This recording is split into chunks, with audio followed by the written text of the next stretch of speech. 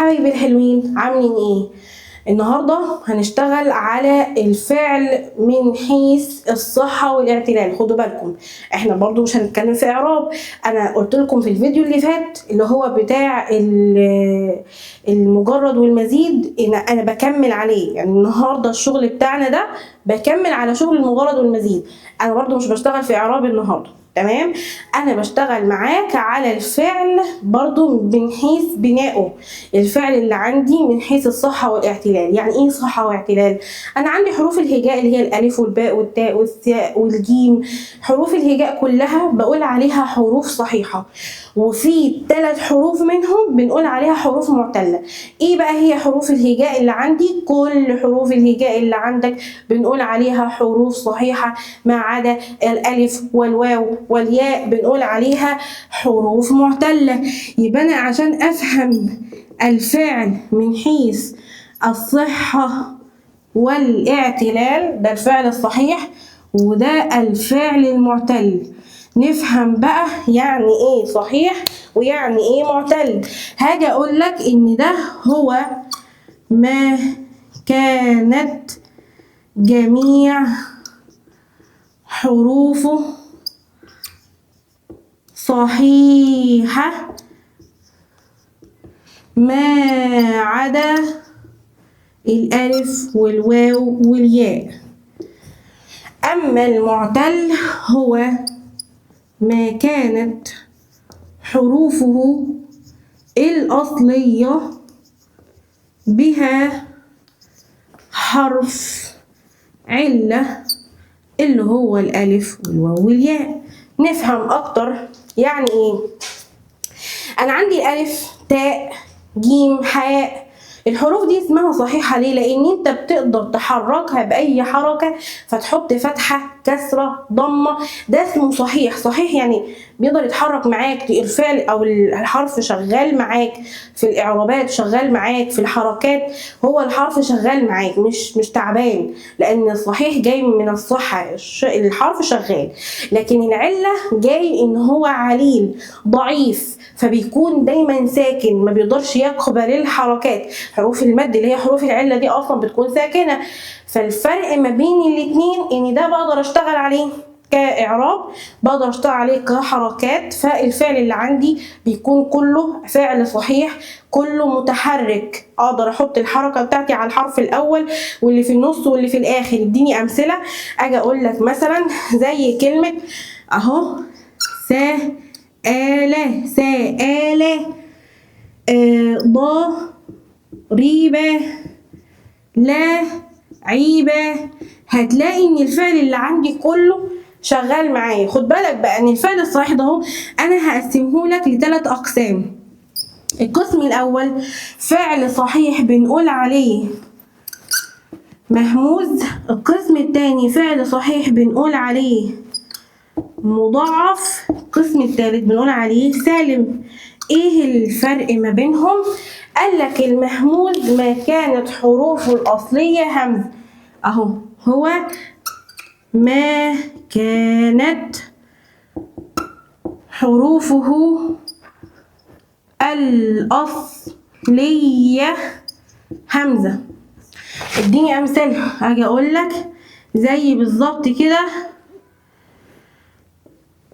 أكل وسأل وقراء. خد بالك كده على الهمزة اللي عندي، الهمزة في أول الكلام، في نص الكلام، في آخر الكلام، والحروف كلها أصلية، يعني أنت ما تقدرش تحذف حرف منهم.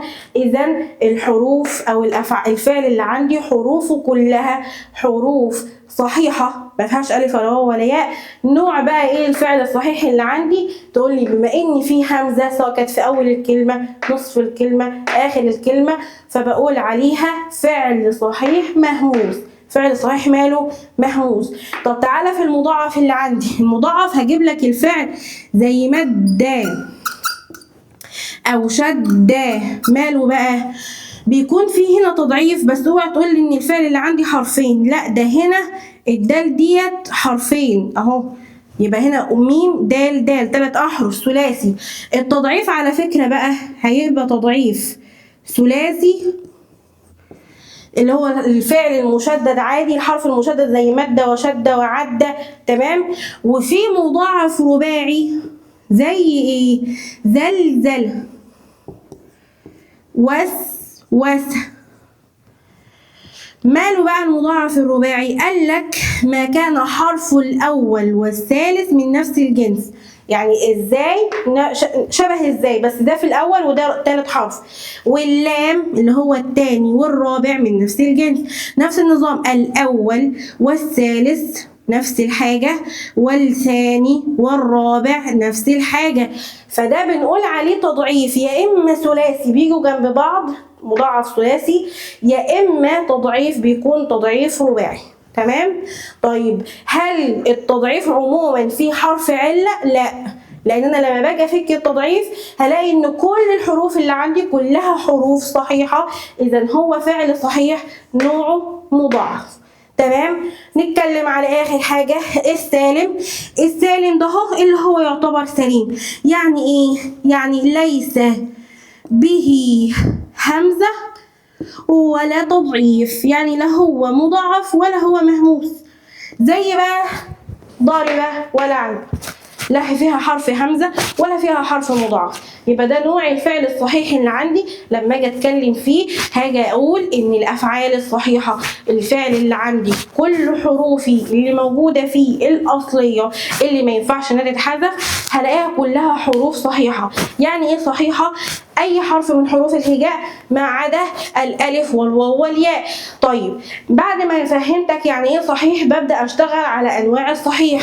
مهموز، مضاعف، سالم. مهموز حروفه الأصلية كلها أصلية اهو، بها أحرف صحيحة ولكن فيها همزة في أول الكلمة، في وسط الكلمة، في آخر الكلمة، ما يفرقليش، المهم إن أنا عندي همزة. ففي الحالة دي باجي أقول عليه إن هو فعل صحيح مهموز. التضعيف ثلاثي عبارة عن 3 أحرف، التضعيف رباعي عبارة عن 4 أحرف. نبدأ نشتغل عليه. هاجي أقول الفعل مد وشدة، ده ثلاثي مضاعف في حرف شدة وهو 3 أحرف. أو فعل صحيح رباعي اللي هو الأول والثالث من نفس الجنس والثاني والرابع من نفس الجنس زي زلزلة ووسوسة. يبقى ده فعل صحيح مضاعف. النوع الأخير السالم، وهو اللي بيكون لا فيه همزة ولا فيه تضعيف، ففي الحالة دي باجي أقول عليه فعل صحيح سالم. كده ال3 أنواع أفعال صحيحة، ولكن أنا فهمتك الفرق ما بين كل واحد والتاني. طب بالنسبة للفعل المعتل قال لك في الحالة دي بقى بجيب لك الفعل في حرف علة. حرف العلة ممكن يجيلي في أول الكلمة، في وسط الكلمة، في آخر الكلمة. لو في أول الكلمة باجي أقول عليه فعل معتل مثال. لو في وسط الكلمة بقول عليه فعل معتل أجوف. لو في آخر الكلمة بقول عليه فعل معتل ناقص. تمام. ايه الفرق ما بينهم؟ المثال لسه قايله لك عليه، اديني كده مثال.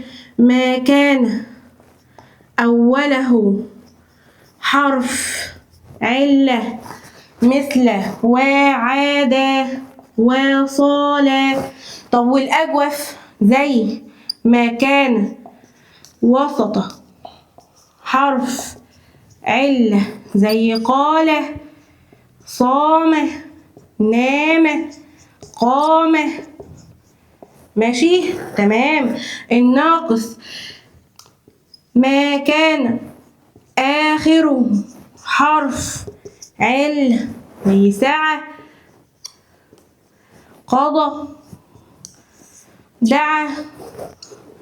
تمام. طيب نفهم بقى كده الكلام ده. كده في أوله حرف علة الواو، في النص حرف علة زي قال، صام، نام، آخره حرف علة زي سعى، قضى، دعا.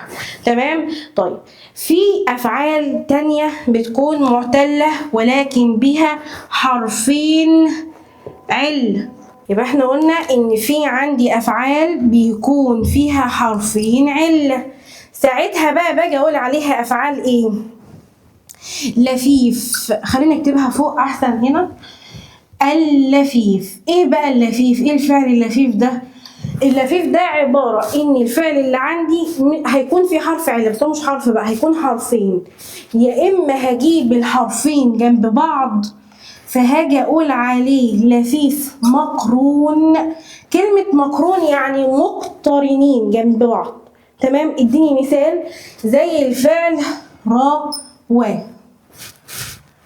عندي الواو، عندي الالف اللينه، الاتنين جنب بعض، اذا الفعل فيه حرفين عله، فمش هقدر اجي اقول عليه لا مثال ولا اجوف ولا ناقص، ده هما حرفين عله. ففي الحاله دي باجي اقول عليه فعل لفيف. لفيف.